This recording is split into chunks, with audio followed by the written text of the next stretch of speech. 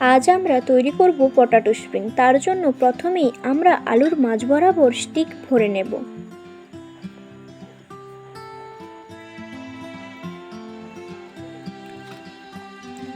এবার ছুরির সাহায্যে আমরা পুরো আলুটিকে গোল গোল করে কেটে নেব। কাটা হয়ে গেলে ধীরে ধীরে আলুটিকে সামান্য টেনে টেনে স্প্রিংয়ের মতো করে নিতে হবে। এইভাবে আমরা সবকটি করে নেব। এবার একটি পাত্রে 3 চামচ চালের গুঁড়ো,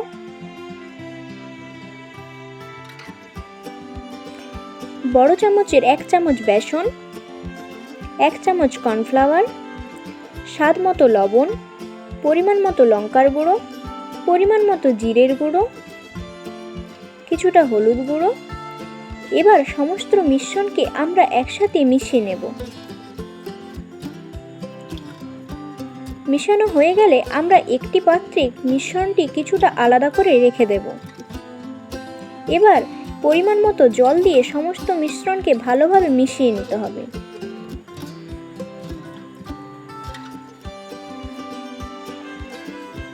এবার আলুগুলো দিয়ে মিশ্রণটির সাথে ভালোভাবে মিশিয়ে নিতে হবে।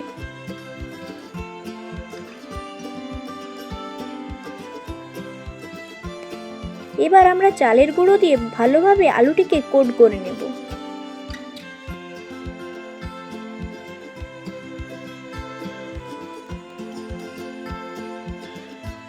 এইভাবে আমরা প্রত্যেকটি করে নেব।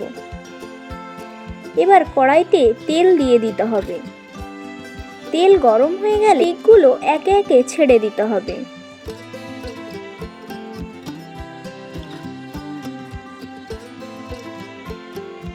এবার খুন্তির সাহায্যে ভালোভাবে নাড়িয়ে নিতে হবে। আমাদের স্টিকগুলো খুব ভালোভাবে ভাজা হয়ে গেছে। এবার উপর থেকে সস দিয়ে ভালোভাবে সার্ভ করতে হবে। ভিডিওটি যদি ভালো লেগে থাকে অবশ্যই একটি লাইক, কমেন্ট এবং শেয়ার করবেন। অবশ্যই চ্যানেলটি সাবস্ক্রাইব করে দেবেন।